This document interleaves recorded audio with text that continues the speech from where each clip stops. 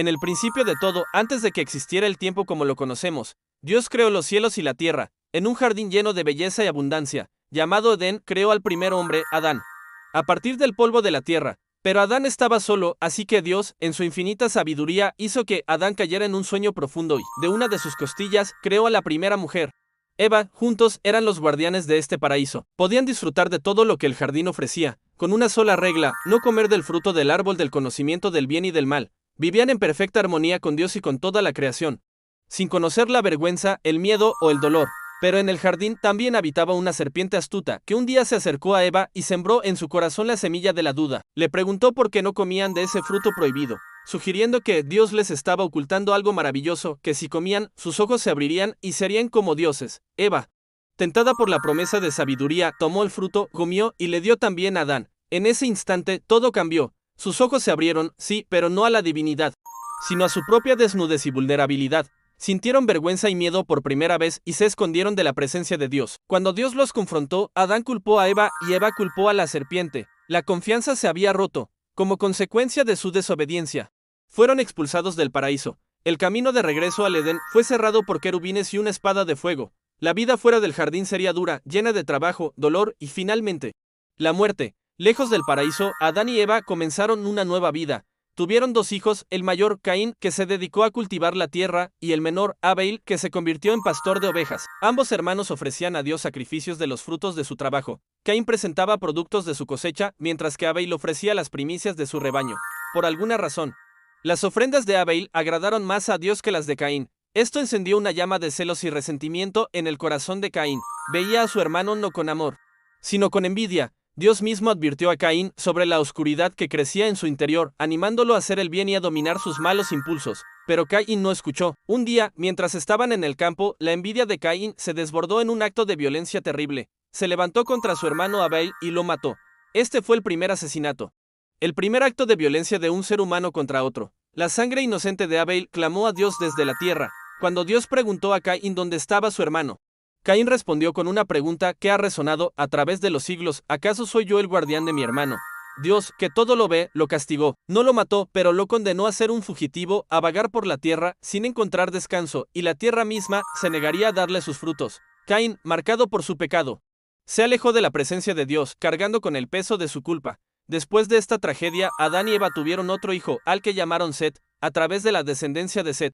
La humanidad continuó poblando la tierra. Las generaciones se sucedieron, las familias se convirtieron en clanes y los clanes en pueblos. La gente aprendió a construir ciudades, a trabajar los metales, a crear música. Pero a medida que la humanidad crecía en número y en habilidades, también crecía la maldad en sus corazones. La violencia, el egoísmo y la corrupción se extendieron por el mundo como una plaga. La gente se olvidó de Dios y de sus caminos. Se volvieron orgullosos y confiaron en su propia fuerza y astucia. Llegó un punto en que la humanidad, unida por una sola lengua y un mismo propósito, decidió construir una ciudad y una torre tan alta que su cúspide llegara hasta el cielo. Esta no era una simple construcción, era un monumento a su propio orgullo.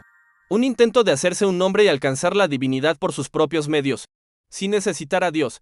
Querían evitar ser dispersados por la faz de la tierra. Este proyecto se conoció como la Torre de Babel. Dios observó su arrogancia y su rebelión. Para detener su plan y frustrar su orgullo, Dios confundió sus lenguas. De repente, ya no podían entenderse entre ellos. El caos y la confusión se apoderaron del proyecto.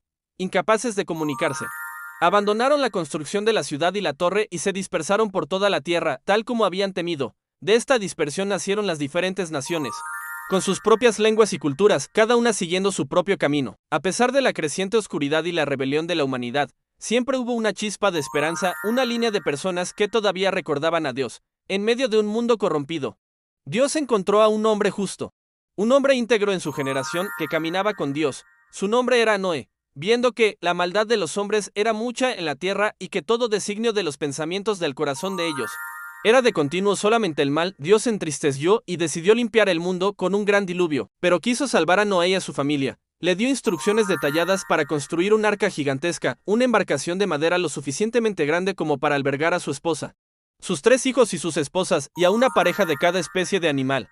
Noé obedeció a Dios en todo, a pesar de las burlas y la incredulidad de sus contemporáneos. Él perseveró en la construcción del arca durante muchos años.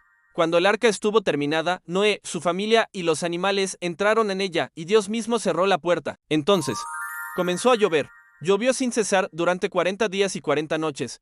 Las fuentes del gran abismo se rompieron y las cataratas de los cielos se abrieron. Las aguas subieron y cubrieron toda la tierra, incluso las montañas más altas. Todo ser viviente que había en la superficie pereció. Solo Noé y los que estaban con él en el arca sobrevivieron. Después de 150 días, las aguas comenzaron a bajar. El arca finalmente se posó sobre los montes de Ararat. Noé esperó pacientemente, enviando un cuervo y luego una paloma para ver si la tierra estaba seca. Cuando la paloma regresó con una hoja de olivo en el pico, supo que las aguas se habían retirado. Finalmente, Dios le dijo a Noé que saliera del arca. Él, su familia y todos los animales salieron a una tierra limpia y renovada. Lo primero que hizo Noé fue construir un altar y ofrecer un sacrificio de agradecimiento a Dios. El aroma de la ofrenda agradó a Dios y en ese momento hizo un pacto, una promesa solemne, no solo con Noé, sino con toda la humanidad y con toda la creación. Prometió que nunca más destruiría el mundo con un diluvio, y como señal visible de esta promesa eterna, puso el arco iris en las nubes. Cada vez que vemos un arco iris, es un recordatorio del pacto de Dios, de su misericordia y de su promesa de un nuevo comienzo. La historia de la humanidad, desde Adán en el jardín hasta Noé en un mundo renovado, es un viaje complejo. Es una historia de creación perfecta, de una caída trágica, de la propagación del pecado y la violencia, y de la rebelión orgullosa. Pero no es solo una historia de oscuridad, es, sobre todo, una historia de la fidelidad inquebrantable de Dios, de su justicia, pero también de su inmensa misericordia. Es la historia de cómo, incluso en los momentos más oscuros, Dios siempre provee un camino de salvación, una chispa de esperanza, ya sea a través de un nuevo hijo como Set, o un hombre justo como Noé. Estas narrativas antiguas no son solo cuentos del pasado. Son el fundamento de una historia mucho más grande, una historia de caídas y redenciones, de promesas hechas y cumplidas que continúa desarrollándose hasta nuestros días, recordándonos siempre la constante lucha entre el bien y el mal dentro de nosotros y en el mundo y la esperanza inagotable en la promesa de Dios. Gracias por acompañarnos en este viaje. Si te ha gustado, no olvides darle a me gusta, suscribirte y compartirlo. Hasta la próxima.